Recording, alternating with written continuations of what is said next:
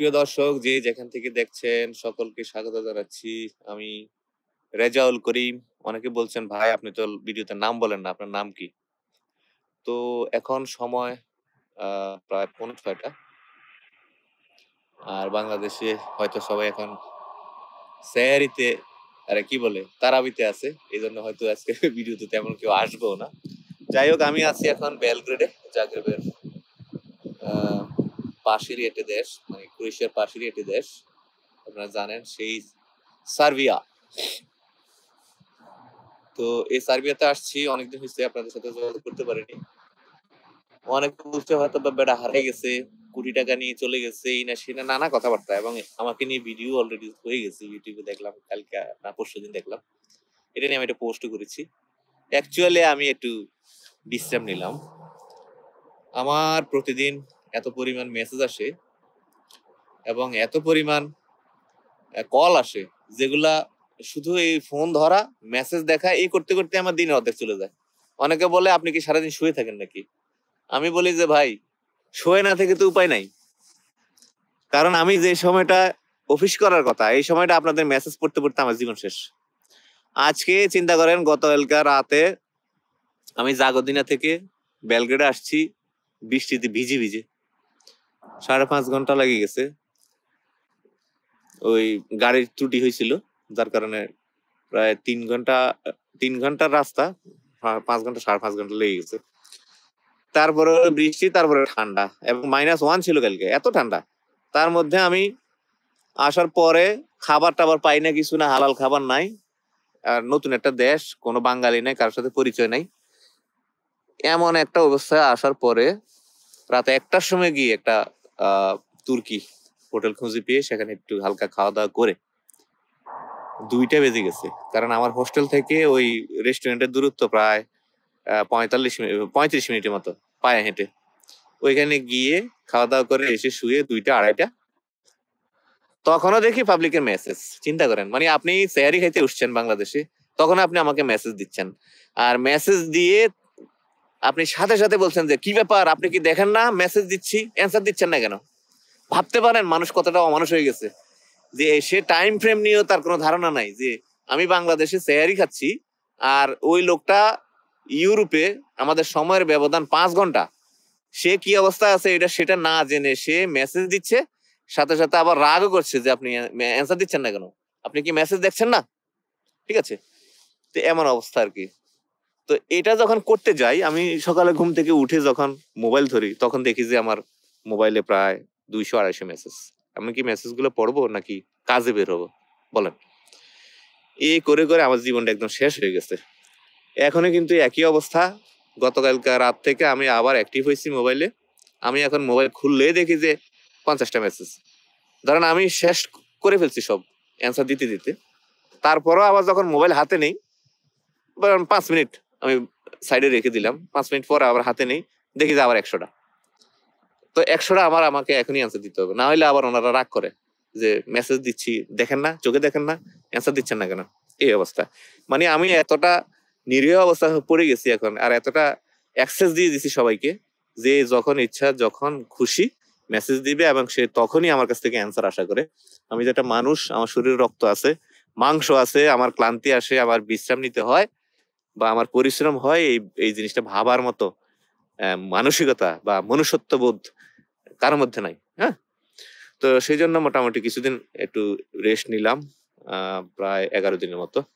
তাও কি মাঝে মাঝে তো দেখছি মেসেজ, কার কি অবস্থা, কার কি রিয়াকশন, এগুলোও দেখছি। যাই হোক, এখন আমি আছি হচ্ছে বেলগ্রেডের একটা ন্যাশনাল পার্ক। এটা বিশাল বড়, বিশাল বড়। আমি একটা অংশে আছি, এই অংশটা হচ্ছে দানিউব নদী, ওই যে সামনে দানিউব নদী দেখা যাচ্ছে। এগুলো আমি একসময় ব্লগ দেখতাম, বিভিন্ন ট্রাভেল ব্লগ, যারা ট্রাভেল করতো তাদের এগুলো দেখতাম আর কল্পনা করতাম, যা সার্বিয়া এক সময় যাবো, গিয়ে ওখানে চাকরি করবো, আর মাঝে মাঝে দানিউব নদীর পাশে এসে বসে থেকে এগুলো উপভোগ করব। কিন্তু আসলে যারা সার্বিয়াতে কাজ করতে আসে, তারা কিন্তু ম্যাক্সিমাম বেলগ্রেডে পড়ে না, ম্যাক্সিমামই বিভিন্ন উপশহরগুলোতে পড়ে, যেখানে ঘুরে আসলাম আমি। জাগোদিনা, নবি সাদ, হ্যাঁ, আরো কয়েকটা জায়গা আছে। ওইসব জায়গাতে কিন্তু মানুষগুলো পড়ে, যার ফলে তারা এখানে এসে জাগরেবের আসল সৌন্দর্য, আরে সরি, এই বেলগ্রেডের এই সৌন্দর্য দেখার মতো সুযোগ কিন্তু তাদের হয় না। হ্যাঁ, এটা একটা কল্পনা। তো যাই হোক, আমি 2020 সাল থেকে এইসব ব্লগ দেখি এবং 2020 সাল থেকে মনে স্বপ্ন বলতাম যে আমি একসময় আসবো, এসে এগুলো দেখবো আর কাজ করব। আর আল্লাহ পাক কিন্তু 2024 সালে আমার মুনাজাত কবুল করছে। তার মানে আমি পৃথিবীর এমন কোনো দেশ নাই যেগুলোর ভিডিও দেখি নাই। দেখে দেখে খালি স্বপ্ন দেখতাম আসবো। তা আল্লাহ আসার সৌভাগ্য দিতে হইলো সেই 2024 সালে, তাও নিজের ইচ্ছার বিরুদ্ধে। আসতে চাইনি, আমার এজেন্ট বললো যে জমা দেন, বিষয় হয়ে যাবে। আসছি, এটা তো ইতিহাস। কালকে দেখলাম একজন যে ভিডিওটা করছিল, সেই ভিডিওতে বলছে যে রেজাউল করিম তো 4 মাস ধরে ক্রোয়েশিয়াতে আছে, কার সাথে যোগাযোগ করে না, কার সাথে যোগাযোগ করে না এবং তাকে ধরা যাচ্ছে না। হ্যাঁ, এমন অবস্থা। তো এটা কতটুকু সত্য মিথ্যা এটা আপনি বুঝতে পারবেন। 2023 সালে আমাদের রেট কত ছিল এবং কত টাকা অ্যাডভান্স নিতাম, 2024 সালে কত ছিল, কিভাবে কি বিস্তারিত ওইখানে আমাদের অফিসে একটু সামান্য কথাবার্তা বললে আপনি বুঝতে পারবেন এগুলো। ঠিক আছে, এগুলো নিয়ে নানা কথাবার্তা আসে, এগুলো খুবই খুবই কষ্ট লাগে মাঝে মাঝে। তো আমাকে অফিস থেকে ওরা বললো যে স্যার আমরা একটা ভিডিও করি। বললো হ্যাঁ করেন। আপনাদের কথাই তো মেনশন করছে, আপনাদেরকে ফোন ধরেন না, দেখেন একটু কথাটা বলেন ওদের সাথে, ওদের এইসব ব্যাপার নিয়ে একটু কথা বলেন। তারপরে ওরা দেখলাম যে একটা ভিডিও আছে আপলোড করলো, আমি শুনলাম খুব ভালো। কিন্তু আমি হয়তো এই ভিডিওতে থাকলে আরো রাগ করতাম। আর ওরা অনেক ধৈর্য সহকারে, আমাদের তারেক মাশাআল্লাহ অনেক সুন্দর কথা বলেছে গুছিয়ে, অনেক ধন্যবাদ তারেক। এবং সুনিয়া ছিল ভিডিওতে, সোল ভাই ছিল, সোল ভাই কিন্তু আমাদের কাস্টমার, ক্রোয়েশিয়ান কাস্টমার। মন্টিনিগ্রো ছিল, মন্টিনিগ্রো হয় নাই। তারপরে ক্রোয়েশিয়া দিছি, ক্রোয়েশিয়া পারমিট আসবে আসবে, তার মধ্যে ক্রোয়েশিয়াতে এই অবস্থাটা হয়ে গেল। এখন এখন সর্বশেষ কথা হচ্ছে যেটা, যে সার্বিয়াতে আমাদের কাজগুলো আটকে গেছে, এগুলোর একটা কি ব্যবস্থা করা যায় এগুলো দেখা, আর নতুন কাজের অপরচুনিটি কেমন কি। হ্যাঁ, অনেকেই তো ইনভাইট করে যে আসেন আমাদের সাথে মিটিং করেন, আপনার সাথে কাজ করতে চাই এসে। এই দেশি মানুষজন তো আসলে স্ক্যামার, বাটপার, টাকা কিন্তু ওদের হাতে গেলে শেষ। তো তারপরেও আমি অনেক টাকা ধরা খেয়েছি। আপনারা অনেকে হয়তো জানেন যে আমি প্রথমে বুলগেরিয়া সার্বিয়ার মোটামুটি 12টা পারমিট এসে আমি জমা করাইছি। এগুলো 12টাই আমার রিজেক্ট হয়েছে। তার মানে আমি যে টাকা দিলাম সব মার। তারপরে আবার 16টা আসলো, 16টার মধ্যে 8টা চট করে কিন্তু 8টা রিজেক্ট হয়ে গেল। হ্যাঁ, 8টা রিজেক্ট হওয়ার পরে আবার 8টা এখনো ঝুলে আছে, যেগুলো কোনো রেজাল্ট এখনো আসে নাই। কারণ আমাদের যারা ক্লায়েন্ট তারা তো এগুলো নিয়ে অনেক প্যারার মধ্যে আছে যে আমরা কি অনন্তকাল অপেক্ষা করবো নাকি, এরকম ভয়টা তো সবার মধ্যে থাকে, এটা স্বাভাবিক। তো এগুলোর প্রতিকার এবং নতুন অপরচুনিটি এগুলো খোঁজার জন্য আমি কিন্তু ঘুরে বেড়াচ্ছি এখানে। আজকে আছি, আগামী দিন দুপুরের মধ্যে এখান থেকে বের হয়ে যাব, বুলগেরিয়া যাব ইনশাল্লাহ। বুলগেরিয়া থেকে নর্থ মেসিডোনিয়া, কসোভো, রোমানিয়া যাওয়ার ইচ্ছা আছে, কিন্তু এই টার্মের সময় করতে পারবো না, কারণ আমার আরেকটা ইয়ে আছে একটা পোল্যান্ডে, ওইখানে যাবো কি যাবো না, আসলে টানা ট্যুর করা যায় না, খুব কষ্টের ব্যাপার। এত পরিমাণ শীত, আর খাওয়ার সমস্যা, খাওয়ার সমস্যাটা অনেক বেশি কট এখানে। হ্যাঁ, তো এগুলোর কারণে আসলে মূলত ঘুরে বেড়াচ্ছি। দেখি ইনশাল্লাহ ক্রমান্বয়ে ধীরে ধীরে অপরচুনিটি গুলো খুঁজে খুঁজে নিজে বের করবো ইনশাল্লাহ। বিভিন্ন দালালের মাধ্যমে কাজ করতাম, বাংলাদেশি এজেন্ট এবং ইন্ডিয়ান নানা এজেন্টের মাধ্যমে কাজ করতাম। তো আমরা এখনো পর্যন্ত আলহামদুলিল্লাহ বাংলাদেশি বা ইন্ডিয়ান কোনো এজেন্টের মাধ্যমে আমি কোন রকম প্রতারণার শিকার হইনি আলহামদুলিল্লাহ। বাট সার্বিয়ার একটা এজেন্টের মাধ্যমে কিছু প্রতারণার শিকার হয়েছি। এখন আমাকে অনেকেই ইউক্রেন থেকে একটা এজেন্ট ফোন দিচ্ছে প্রায় প্রতিদিনই, প্রায় যে আমরা এই কাজ করতে চাই তোমার সাথে, এনে সেনে, কিন্তু আমাদের ওদেরকে বিশ্বাস হচ্ছে না। কারণ আমি জানি রাশিয়া এবং চীনের পরে স্ক্যামারের তালিকায় এবং প্রযুক্তিগত দক্ষতা এবং হ্যাকিং এ বিশ্বের মধ্যে তৃতীয় স্থানে আছে হলো এই ইউক্রেন। তো ওরা অনেক বড় ওরা ক্রেডিট কার্ড পর্যন্ত হ্যাক করে ফেলে, এরকম ওরা, ওদের মধ্যে অপরাধ প্রবণতা অনেক বেশি এবং এখন তো তারা যুদ্ধ বিধ্বস্ত। তবে ইউক্রেনে প্রচুর লোকজন নিবে, দেখা যাক ইনশাল্লাহ সবগুলোর অপরচুনিটি চলে আসবে। এবং আমি এই সফরের উদ্দেশ্যই হচ্ছে এগুলো, যে ইনশাল্লাহ খুঁজে খুঁজে নিজের মতো করে কাজগুলো বের করবো, আল্লাহ চাহে তো। তো অনেকগুলো ভালো নিউজও চলে আসছে ইনশাল্লাহ। আশা করতেছি এগুলার প্রতিফল খুব শীঘ্রই সবাই উপভোগ করবেন ইনশাল্লাহ। তো খুব লম্বা লাইভ করা যাবে না, কারণ আমি সিম কিনি না, কিন্তু আমি দূর থেকে বলে আসছি আমি এখানে এসে কোনো সিম কার্ড কিনিনি, আমার একটা রুমিং সিম। এই রুমিং সিম কিন্তু খুব কস্টলি, প্রতি 1 জিবি হচ্ছে $6, 1 জিবি। তো সুতরাং আমার একটা ভিডিও যদি 1 জিবি হয়ে যায়, মনে করেন যে কত টাকা চলে গেছে। তো এই জন্য আসলে জাস্ট 1 জিবি নিলে একটু মেসেজ টেসেজ দেখা, আপনাদের মেসেজগুলো পড়া, এগুলা করার জন্য আসলে নেওয়া আর কি। তো তারপরে চিন্তা করলাম যে যেহেতু 11-12 দিন হয়ে গেছে, কোনো যোগাযোগ নাই, সবাই অস্থির হয়ে গেছে, নাকি এই লোকটা গেলই, নাকি শেষ, নাকি এই শেষ। হ্যাঁ, তো তাদের জন্য আসলে লাইভে আসা।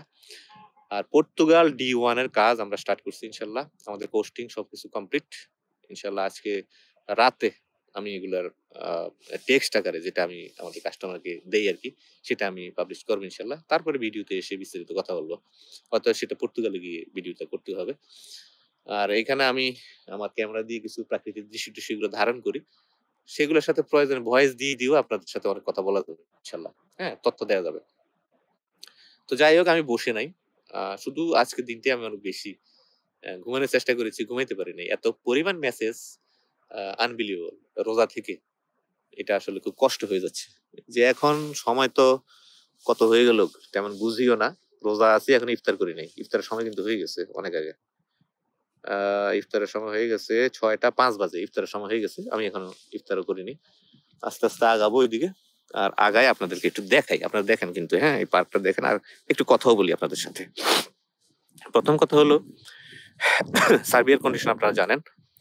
ফেসবুকে এবং ইউটিউবে আপনারা যা দেখছেন এবং আপনাদের সামনে যা প্রদর্শিত হচ্ছে, তার যদি 3% সত্য হতো, তাহলে বাংলাদেশ এতদিনে খালি হয়ে যেত। এটা হলো প্রথম কথা। এর অর্থ হলো, যা দেখছেন তা সত্য নয়, এই ভিজুয়ালাইজ করা হচ্ছে সবকিছু। আর এগুলো আপনাদের ধোকা দেওয়ার চেষ্টা ছাড়া কিছুই না। সার্বিয়ার কাজের অগ্রগতি খুবই সামান্য, বিশেষ বিশেষ পাওয়ার, ক্ষমতা সম্পন্ন, মানে আওয়ামী লীগের বড় নেতা যেরকম করতো আর কি, ক্ষমতার মাধ্যমে কাজ টাজ বাগাই নেওয়া যে সিস্টেম, এরকম বিশেষ বিশেষ কিছু লোকের মাধ্যমে অল্প অল্প কিছু কাজ হচ্ছে, তাও হিউজ টাইম। তো আমাদের একটা গ্রুপ আছে, আপনারা জানেন, গ্রুপের নাম হচ্ছে সার্বিয়া প্রবাসী। এই গ্রুপে 1,02,000 মেম্বার আছে। সেখানে আপনারা যুক্ত হবেন। আমি বারবার বলি, সার্বিয়া প্রসঙ্গে বলছি সেহেতু বলি যে আপনারা সার্বিয়াতে যারা আসতে চান, আমাদের মাধ্যমে হোক কিংবা অন্য কোনো এজেন্সির মাধ্যমে হোক, আপনারা এই গ্রুপটাতে যুক্ত হবেন। সবাই যুক্ত হয়ে ওইখানে মানুষের পোস্টগুলো শুধু দেখবেন, আপনাকে পোস্ট করতে হবে না, আপনি খালি ওই পোস্টগুলো দেখবেন আর পড়বেন, ঠিক আছে? কয়জন সাকসেস হইলো, কয়টা ভিসা উঠছে, কয়টা অ্যাপ্রুভাল আসছে, এগুলো শুধু দেখবেন। দেখে নিজেদের মধ্যে চিন্তা করবেন, নিজেরা মাথা খাটাবেন যে আমার কি করা উচিত। আমি কি আসলে সার্বিয়ার জন্য জমা করব, নাকি সার্বিয়ার জন্য অপেক্ষা করব, নাকি অন্য কোনো বিকল্প চিন্তা করব, নাকি আমার দালালকে দোষারোপ করবো যে শালা পারে না, অন্যরা করে ফেলতেছে, সব মানুষ খালি হয়ে যাচ্ছে, বাংলাদেশ থেকে সব চলে যাচ্ছে। এই চিন্তাগুলো আপনারা করবেন। আমি আশা করি ইনশাল্লাহ আপনাদের মাথা খুলে যাবে। আমি নিজে এই গ্রুপটা চালাই এবং এই গ্রুপের পোস্টগুলো আমি নিজে অ্যাপ্রুভ করি। এখানে যে কি পরিমাণ হতাশা, বছরের পর বছর অপেক্ষা, ফেক পারমিট, ফেক অ্যাপ্রুভাল এবং ফেক স্ট্যাম্পিং, এগুলা, এবং এই যে মানুষের কান্না, হতাশা এবং আর্তনাদ, ধরা খাওয়ার যে কাহিনী, এগুলো আমি প্রতিদিন দেখি এবং আমি প্রত্যেকটা সার্বিয়ার পোস্ট কিন্তু অ্যাপ্রুভ করি। এগুলো আপনারা দেখবেন। তারপরও কিন্তু ওইখানে অনেক দালাল এখনো সমান তালে অ্যাড দিয়ে যাচ্ছে। হ্যাঁ, 2 মাসে সার্বিয়া নিশ্চিত ভিসা, 100% ভিসা হয়ে যাবে, এই না সেই না, এত পরিমাণ এখনো পর্যন্ত কিন্তু পোস্ট করে যাচ্ছে তারা। তো ওইখানে যারা ভুক্তভোগী, তারা কিন্তু আসল রিয়েকশনটা দিচ্ছে। আমি আপনাদেরকে অনুরোধ করবো, এই গ্রুপটাতে যুক্ত হবেন সবাই। গ্রুপের নাম হচ্ছে সার্বিয়া প্রবাসী। আমি এটা নিজে কন্ট্রোল করি, ঠিক আছে? সেখানে থাকবেন। এই গেল সার্বিয়া। অর্থাৎ সার্বিয়ার সারাংশ যদি বলি, আমি বলবো যে কাজের গতি অত্যন্ত স্লথ, খুবই সামান্য পরিমাণে ভিসা উঠে পারমিট ইস্যু হয়ে যায় 15 দিন, 20 দিন, 25 দিন, 30 দিনে পারমিট ইস্যু হয়ে যায়। পিপিজেড সহ চলে আসে। আপনি জানেন পিপিজেড এখন নকল পিপিজেড দিচ্ছে, হ্যাঁ, ভুয়া পিপিজেড দিচ্ছে। তো পিপিজেডও কিন্তু হয়ে যায়, সবকিছু করে ফেলে ওরা কম্পিউটারের মাধ্যমে, করে আপনার নীলক্ষেতের স্টাম্প লাগাইয়া টাকাটুকু কিন্তু নিয়ে নেয়। হ্যাঁ, তো এগুলো থেকে খুব সাবধান থাকবেন। অল্প কিছু কাজ উঠে, যেটা আমি আগেও বলছি, বিশেষ ক্ষমতায় প্রত্যেকটা দেশে কিন্তু প্রভাবশালী লোক আছে এবং তাদের কোম্পানি আছে, দুলাভাই, চাচা, জ্যাঠা, এরকম। সার্বিয়াতে তো এই মুহূর্তে আপনারা জানেন যে সরকার পতন হয়েছে, তাদের নতুন সরকার হয়তো সামনে আসবে। বাংলাদেশের মতোই একটা অভ্যন্তরের মাধ্যমে তাদের কিন্তু সরকার পতন হয়েছে। এখানে আবার নতুন সরকার আসবে, আসলে কাজের পরিধি আবার বাড়বে এবং যে গতিতে আছে সেটা আবার স্বাভাবিক হবে ইনশাল্লাহ। এখানে অনেকে আমাকে মেসেজ দিল, ফোন দিল এখানে আসার পরে। আজকে সকালেও মনে হয় 2-3 জনে ফোন দিছে, এবং আমার আগে থেকে পরিচিত এরকম এক ভাই আমাকে সরাসরি ফোনে দিছে যে ভাই এখানে কারোর সাথে ডিল করে না, এখানে আছে, আমরা অনেক বড় প্রতারণার শিকার হয়েছি সার্বিয়ানদের মাধ্যমে। আমাদের একজনের 30,000 40,000 ইউরো এরকম তারা প্রতারিত হয়েছে বিভিন্ন এজেন্টের মাধ্যমে। আমি বললাম যে ভাই আমি অ্যাকচুয়ালি এসব বিষয়ে খুব সতর্ক আছি, কারণ আমি ছোট্ট করে হইলেও একটা প্রতারণার শিকার হয়েছি। তো সুতরাং আমি এই বিষয়টা নিয়ে অনেক সতর্ক আছি ইনশাল্লাহ। যেখানে সেখানে আমি টাকা দিব না, কারণ এগুলো আমার কাস্টমারের টাকা। এই কাস্টমারের টাকার এইভাবে অপচয় করা আমার ইম্পসিবল, কারণ এগুলো দায়িত্ব আমার। যে যাই বলুক, আমি তো আমার অবস্থান থেকে জানি যে আমি কারো টাকা মারি না, সবাই টাকা ফেরত দিয়ে দিই, এটা আমি জানি। কে কি বললো না বললো এসব পরোয়া করার সময় আমার নাই। তো মোদ্দা কথা যেটা, যে ভাই এখন কাজের অগ্রগতি তেমন একটা নাই, ফাইল কিন্তু নিচ্ছে সবাই, নিয়ে ফাইলে তুলছে আপনার পকেটের টাকা। আমি বলবো সার্বিয়ার দিকে এখন এই মুহূর্তে, যে এই মাস অন্তত আপনি সার্বিয়ার ব্যাপারে কোনো আশাই করবেন না। আমাদের অনেকে সার্বিয়ার পারমিট আসছে, আমরা এগুলো অনলাইন পর্যন্ত করিনি। আমাকে সারাদিন তারা মেসেজ দেয় যে স্যার এগুলো অনলাইন করবেন না। আমি বললাম না, কারণ অনলাইন করলে পড়ে থাকবে, 2 দিন পরে তুই টাকা না আমার চিল্লেবি, তুই টাকা দিয়ে দেন, আমি কি সারা জীবন অপেক্ষা করবো?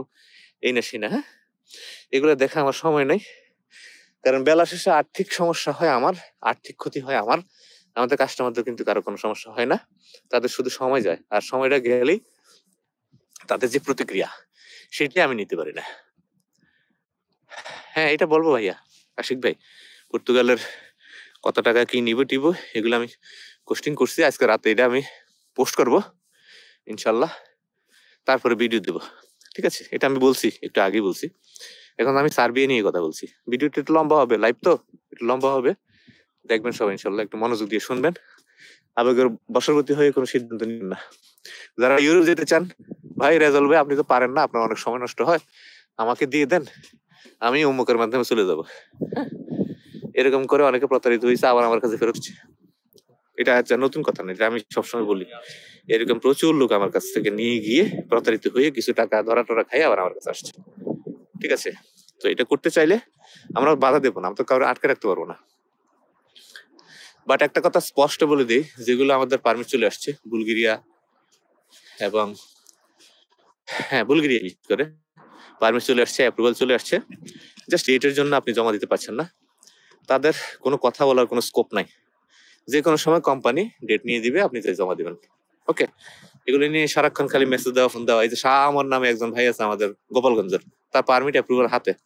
তারপরে আরেকজন আছে ব্রাজিল হাসান, ফেসবুকে মনে হয় আদনান হাবিব নামেন ফেসবুক আইডি। আমি যেখানে লাইভে আসি, আমি যেখানেই পোস্ট করি, সেখানেই তার কমেন্ট থাকবে ইঙ্গিত আকারে, ইঙ্গিতে, অবজ্ঞা, ব্যঙ্গ, হ্যাঁ, এরকম কমেন্ট তার থাকবে। ওই দিন দেখলাম যে একজন বলছে শাহ আমার, সে আমার এক পোস্টে বললো যে দেশে তো মরে যাচ্ছি। এই পোস্ট দেখে যে কেউ ভাববে যে তার মনে টাকা আমার কাছে পড়ে আছে, অথচ এই দুইজনই, একটার পিছিয়ে আরেকজন যে কমেন্ট করলো আদনান, তাদের দুইজনেরই কিন্তু পারমিট অ্যাপ্রুভাল হাতে। যে কোনো দিন কোম্পানি ডেট দিবে, সেই ডেট অনুযায়ী তারা গিয়ে জমা করবে। এখন তাদের অস্থিরতা কবে দিবে? আমি বলছি কোম্পানি দিবে, ডেট তার আমি নিচ্ছি না। যদি অস্থিরতা থাকে, তাদেরকে আমি আগেও বলছি যে কিছুদিন আগেও আমি লাইভে বলছি যে আপনাদের যদি অস্থিরতা থাকে, আপনারা নিজেরা ভিসা করে ডেট নিয়ে চলে যান, গিয়ে জমা দিয়ে আসেন, কেউ তো আপনাদেরকে বাধা দিচ্ছে না। বাট আমার কাছে হয়ে গেছে পারমিট অ্যাপ্রুভাল আপনার হাতে। এখন যদি আপনার তর নাশ হয়, কয়দিন হবে, কিছুদিন হবে না, এই না সেই না, এগুলো তো শোনার সময় আমার নাই। হ্যাঁ, আমি বলবো যে মানুষ এখনো পারমিটই পায় না, আর আপনারা পারমিট অ্যাপ্রুভাল হাতে পেয়ে আপনারা আমাদের সাথে এরকম করছেন, তো এটা করবেন না। একটু ধীরজ রাখবেন ইনশাল্লাহ। একটু বসছি, মনে করেন হাসছি, ধীরজ রাখবেন ইনশাল্লাহ, সবকিছু হবে। কিছুদিন আগেও কিন্তু কোম্পানি কয়েকজনের ডেট নিয়ে দিছে, 11-12 জনের মতো বাকি আছে। মেবি ওদেরগুলো আমরা কমিশন পেয়ে যাবো ইনশাল্লাহ। তো ইন্ডিয়ার ভিসা করাটা এখন অনেক বড় একটা চ্যালেঞ্জের বিষয়। সেক্ষেত্রে ইন্ডিয়ার ভিসাও আবার অনেকে পাচ্ছে। আমাকে একজন বললো যে ভাই যতগুলো ইন্ডিয়ার ভিসা আপনার লাগবে আমাকে বলবেন, আমি ইন্ডিয়ার ভিসা করাই দেবো, হয়তো অনেক টাকা লাগে, কিন্তু ওইটাও হচ্ছে। ঠিক আছে, তো যখন ডেট হয়ে যাবে ইনশাল্লাহ তখন কিন্তু আপনারা ভিসাটা করে ফেলতে পারবেন। যেমন আমাদের আবু সাইদ ভাই, আবু সাইদ, আমাদের মুনতাসির মাহমুদ খান, রামিম কাজী।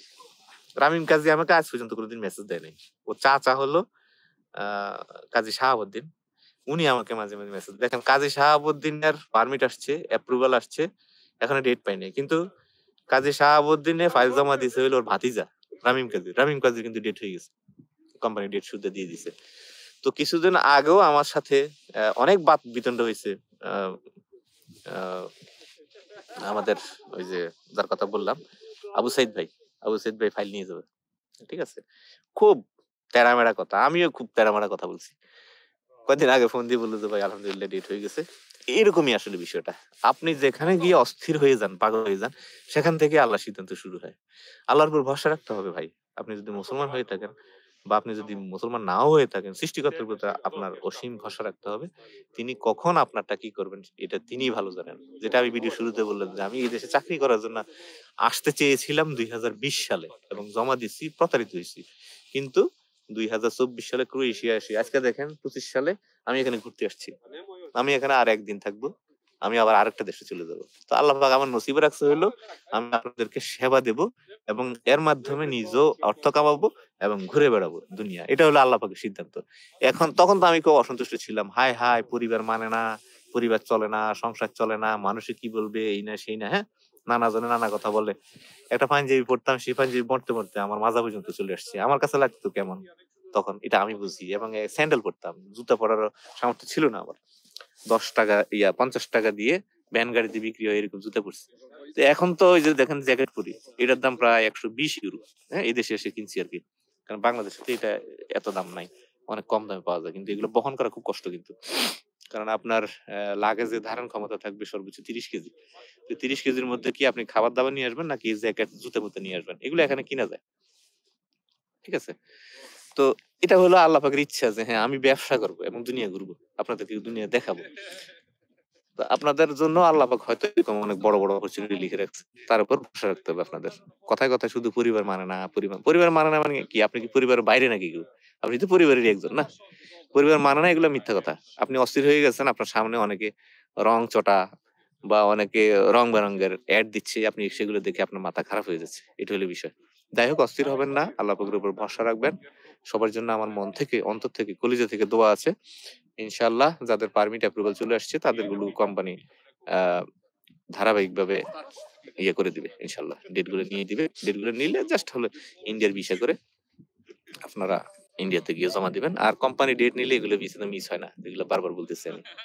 হ্যাঁ, তো এই গেল হচ্ছে বুলগেরিয়া। আর বুলগেরিয়া যাদের এখনো আমরা পারমিট দিতে পারিনি, পারমিটের জন্য যারা কাতরাইতেছেন তাদেরকে বলি ভাই, আমি পারমিটের জন্য সবগুলোই জমা করা আছে ইনশাল্লাহ। অল্প কিছু হয়তো জমা এখনো দেওয়া হয়নি, সেগুলো ভ্যাকেন্সিও আল্লাহর রহমতে এই মাসের শেষে আমি পেয়ে যাবো, সেগুলো আমি জমা করে ফেলবো।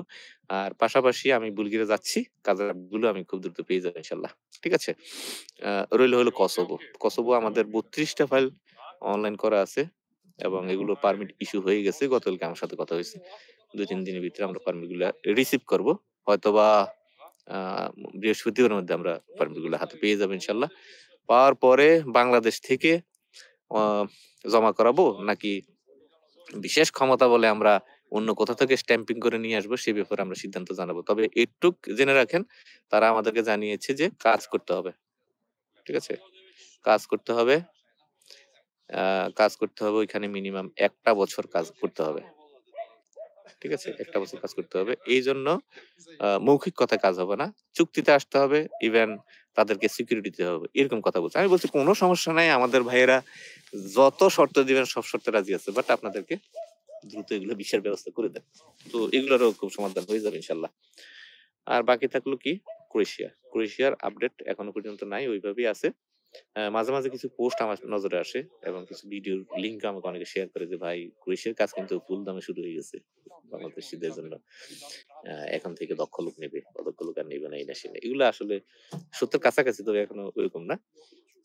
হয়তোবা খুব দ্রুতই সিদ্ধান্ত আসবে। কবে আসবে যদি বলেন যে ভাই কয়দিন লাগতে পারে, এটা তো আমরা একজ্যাক্ট বলতে পারবো না, কারণ এটা হলো সরকার থেকে সরকারের বিষয়, এবং সিকিউরিটি বলেন, নিরাপত্তার বিষয় বলেন, এই বিষয়গুলো কিন্তু তারাই দেখবে। হ্যাঁ, তারা কখন তাদের জন্য কোনটা সুইটেবল টাইম, ওইটা দেখে কিন্তু তারা বিষয়টা করবে।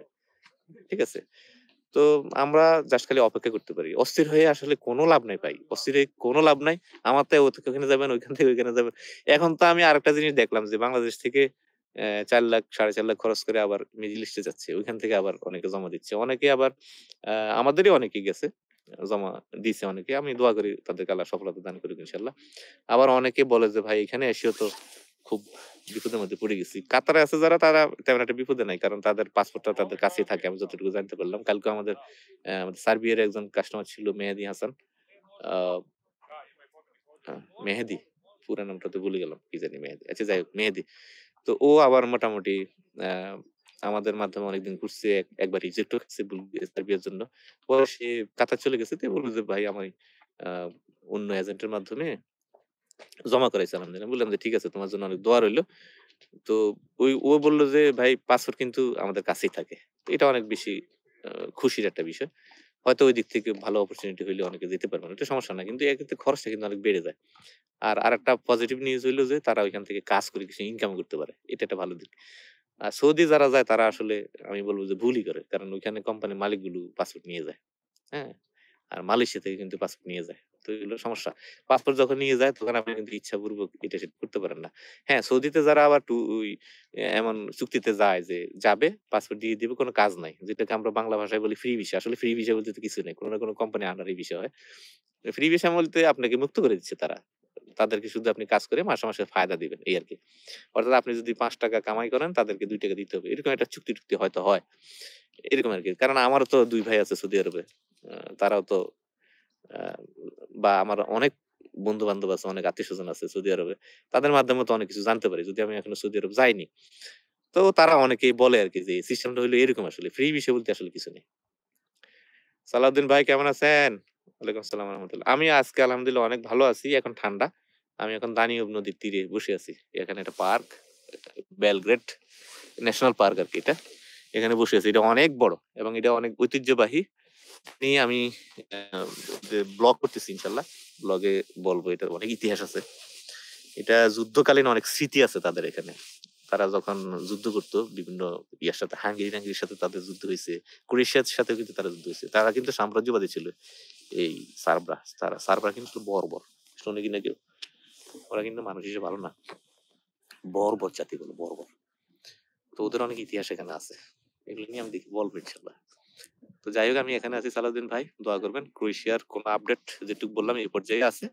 বাকি সামনে যদি কোনো আপডেট আসে সেগুলোর আপডেট আমরা দিতে পারবো ইনশাআল্লাহ।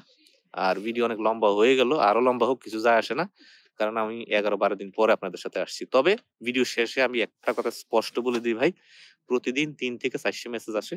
এই মেসেজের সব মেসেজে অ্যান্সার দেওয়া আমার পক্ষে সম্ভব না। ঠিক আছে? আমার মন যখন চাইবে আমি অ্যান্সার দিতে পারবো। কারণ আমি শুধু মোবাইল নিয়ে যদি ২৪ ঘন্টা পড়ে থাকি তো আমার কাজগুলো করবে কে? এই যে আপনি আমার কাছে আপডেট চান যে ভাই আমার কাজের আপডেট কি? তো আমি তো আপনার মোবাইল নিয়ে পড়ে আছি। আমি আপডেট দিব কোত্থেকে আপনাকে? এজন্য আমি এসব মেসেজ-টেসেজ আর এখন থেকে তেমন একটা সিন করব না। আপনাদের কাছে হাতে পায়ে ধরে অনুরোধ করি, আপনারা আমাদের অফিসে ৪ জন লোক বসে আছে। ৪ জন। বিশেষ করে সোনিয়া এবং আমাদের সোহেল ভাই, জাহিদ, ওদেরকে আপনারা ফোন দিয়ে কাজের অগ্রগতির বিষয়ে জানতে পারবেন। হ্যাঁ? তাদের কাছে কথা বলবেন, তারা তারেককে বলবে। তারেক আমার কাছ থেকে জেনে নেবে যে সার্বিয়ার কি অবস্থা স্যার? আমি বলব সার্বিয়ার এই অবস্থা। ক্রোয়েশিয়ার কি অবস্থা স্যার? ক্রোয়েশিয়ার এই অবস্থা। অমুক, অমুক কি অবস্থা? এই অবস্থা। তার সাথে আমি ০.৫ ঘন্টা কথা বললে হয়ে যায়। কিন্তু আমি ৪০০ জনের মেসেজ যদি পড়ি, চিন্তা করেন একেকজনে ৪টা ৫টা করে ভয়েস মেসেজ দেয়। ১ মিনিট ১.৫ মিনিটের। এগুলো যদি আমি শুনতে যাই, ভয়েস করতে যাই, এখন আমি যারে অ্যান্সার দেই সে আবার ৩টা মেসেজ দেয়। চিন্তা করা যায়? তার মানে আমাকে দিনের প্রায় 80% সময় মোবাইল নিয়ে পড়ে থাকতে হতো। আমি কাজ করব কখন? বিশ্রাম নিব কখন? খাবো কখন? ঘুমাবো কখন? মুভ করব কখন? তো এটা আর করা সম্ভব হবে না। আমি আস্তে আস্তে এই অ্যাক্সেস গুলো কেড়ে নিবো। আমি এভাবে আর আসলে সম্ভব না। কোন এজেন্সির মালিক এইভাবে কারো কাস্টমারের সাথে এইভাবে সারাদিন পড়ে থাকে না। আমার আশপাশে তো এখানেও দেখলাম অনেক এজেন্ট আছে। কখনোই তারা এইভাবে অ্যাক্সেস দেয় না কাস্টমারকে। এটা কখনোই সম্ভব না। আর এইভাবে করতে গেলে কাজ জীবনেও আগাবে না এবং কাজের অগ্রগতি কোনদিন আসবে না। ও পাপ, আমার যে ক্রোয়েশিয়ার জন্য জমা দিয়ে রাখলাম। আচ্ছা, আপনারা ওই ভিডিওর নিচে কমেন্ট করেন, হ্যাঁ? আমি কিন্তু আবার ইউটিউবের ভিডিওর প্রত্যেকটা কমেন্টে অ্যান্সার দিই। তো যেটা বললাম আরকি যে হ্যাঁ, প্রতিদিন ৪০০ মেসেজ, ৪০০ মেসেজের যখন আবার অ্যান্সার দিব, সে আবার ২ টা করে মেসেজ দেয়। তখন ৪ দুগুণে ৮০০ মেসেজ হয়ে যায়। তো এই করতে, করতে আমার দিনের সিংহভাগ প্রায় ৮০ থেকে ৮৫% সময় কিন্তু আমার এই মোবাইলের মধ্যে শেষ হয়ে যায়। যার কারণে আমি কিন্তু চাইলেও এদিক সেদিক বিভিন্ন অফিস-টফিসে আমরা যাইতে পারি না। রাস্তায় হাঁটতেছি তখন আমি মেসেজ দেখতেছি। তো এটা খুবই কষ্টদায়ক, এটা পীড়াদায়ক, এটা হবে না। আপনারা অফিসের সাথে যোগাযোগ বাড়ান, হ্যাঁ? আমাদের তো অফিস আছে, আমরা তো ভাসমান না। আমার তো এমন না যে অফিস নাই, মোবাইলে ব্যবসা করি বা আমাদের ওই যে কি বলে ফেসবুকে ব্যবসা করি অ্যাড দিয়ে, আমরা তো এরকম না। অফিস আছে, অফিসের স্টাফ আছে, যাবেন, কথা বলবেন, হ্যাঁ? বলে ফোন ধরে না, ফোন ধরে না মানে সোনিয়াকে ফোন দিবেন, একবার ধরে না ২ বার দিবেন, ব্যস্ত থাকতে পারে না? হয়তো আপনি ফোন দিচ্ছেন, সে অন্য অন্য লাইনে ব্যস্ত আছে, এরকম তো হইতে পারে। তো এত অস্থির হওয়ার তো কোনো কারণ নাই। কি, একটা ফাইল জমা দিছেন, ৳১,০০,০০০ জমা দিছেন, ভাই আপনার টাকাটা আপনার কাজেই খাটাইতেছি, আপনি আমার মাথা কিনে ফেলেন নাই। তো সুতরাং এই ধরনের আজে-বাজে ব্যবহারও করা যাবে না তাদের সাথে। সুন্দর, সুন্দর আচরণ করবেন, সুন্দর মতো থাকবেন, পজিটিভ থাকবেন। আল্লাহ পাক আপনার উপর রহমত ঢেলে দিবেন ইনশাআল্লাহ। হ্যাঁ, পর্তুগাল নিয়ে আপডেট দিব ভাইয়া আজকে। ভিডিও শুরুতেও বলছি, মাঝেও ২ বার বলছি। পর্তুগালের হিসাব-নিকাশ কমপ্লিট করে ফেলছি ইনশাআল্লাহ। পর্তুগালের আ আশা করি এটা পোস্ট আকারে আজকে রাতেই আমি দিব এটা ইনশাআল্লাহ। তো অনেক কথা হয়ে গেল। ৩২ মিনিট লাইভ হয়ে গেছে। আপনারা এতক্ষণ ধরে আমার সাথে ছিলেন এবং নানা প্রসঙ্গ নিয়ে কথা বলেছি। আ আশা করি কালকে যাওয়ার আগে যদি নেট পাই, আবার আপনাদের সাথে একটু কথা বলবো ইনশাআল্লাহ। লাইভে এসে। আর লাইভে এসে কিন্তু আমি আমি খুব এনজয় করি। এই ভিডিও পোস্ট করার চাইতে কিন্তু লাইভে এসে খুব এনজয় করি। মাঝে, মাঝে ২-৪ জন পাগল ছাগল পোস্ট করে, ভাই আপনার ভিডিওগুলো অনেক বড় হয়ে যায়। মলদোবার ব্যাপারে একটু তারেককে বলবেন, এই বিষয়টা তারেক দেখতেছে, হ্যাঁ? তারেককে একটু জিজ্ঞেস করবেন। তারেক আপনাদেরকে আপডেট দিয়ে দিবে ইনশাআল্লাহ। আ অনেকে বলে যে, "ভাই আপনার ভিডিও তো অনেক লম্বা হয়ে যায়।" তারা বুঝে না যে লাইভ সেশনে কিন্তু অনেকে প্রশ্ন করে, এগুলোর অ্যান্সার আমরা দেই। তো আমি আজকে আইফোনে আছি। আ আইফোন থেকে লাইভ করছি এবং আমি লাইভটা করছি হচ্ছে কোনো ডাটা ইউজ করে না। আমি লাইভ করছি হচ্ছে রোমিং ডাটা ইউজ করে। ফলে যদি ভিডিও একটু ঘোলামোলা হয়, ক্ষমা সুন্দর দৃষ্টিতে দেখবেন। আর সাউন্ডটা ক্লিয়ার আছে কিনা ওইটা একটু দেখবেন। আর ভিডিওর বক্তব্য যে, এটা একটু দেখবেন। আমি কি পোশাক পরেছি, আমার দাড়ি সাদা হয়ে গেছে, আমার দাঁত বেঁকা, আমার নাকটা উঁচা, আমার নাক লম্বা, চুলগুলো সাদা। এইসব বালছাল না দেখে ভিডিওর কথাগুলো শুনবেন এবং বিষয়বস্তুগুলো দেখবেন, হ্যাঁ? এইগুলা তো আমাদের বাঙালিদের অভ্যাস যে আপনার দাঁত বেঁকা, আপনার চেহারা কেন এরকম, আপনার ঠোঁট কেন ফেটে গেছে, এগুলা না, কাজের কথাগুলো শুনবেন, ঠিক আছে? Be professional. হ্যাঁ, আমি আপনাদের ভাই আছি, ফানি ভাই আছি সবসময় ইনশাল্লাহ আপনাদের সাথে। ফানি ফানি পোস্ট করবো, মাঝে মাঝে আসবো। আর এমন তো না যে আমি আপনাদের সাথে গল্প করতে আসলে কাজের কথা ছাড়া গল্প করা যায় না, এমন কোনোদিন হয়েছে যে আমার আসলে মাঝে মাঝে ইচ্ছা করে আপনাদের সাথে এসে যে যার যার ব্যক্তিগত বিষয় নিয়ে কথা বলবো, যে আমি আমি কেমন আছি, যে আমি একটা মানুষ, আমি কি খাইলাম, আমার কি পছন্দ, এগুলো নিয়ে একটু কথা বলবো এবং আপনাদের কার কি পছন্দ এগুলো নিয়ে কথা বলবো। কিন্তু এটা কিন্তু হয়ে ওঠে না। যখনই আমি লাইভে আসি, ক্রোয়েশিয়ার কি আপডেট, বুলগেরিয়ার কি আপডেট, সার্বিয়ার কি অবস্থা, স্যার আমাদের কি অবস্থা, এই ছাড়া কিন্তু কোনো কাহিনী নেই। এই জন্য আসলে সেটা হয় না। তো আমারও খুব ইচ্ছা করে আপনাদের সাথে আর বেশি মিশি, আর বেশি আপনাদের কাছে যাই এবং আপনাদের মনের কথাগুলো শুনি। সারাদিন যদি খালি আমি আমার কষ্টের কথা, আমার ব্যথার কথা, বেদনার কথা এগুলাই শেয়ার করি, তাইলে কিন্তু হইল না আসলে। মানুষের জীবন কিন্তু এর মধ্যে সীমাবদ্ধ না। মানুষের জীবনে কষ্ট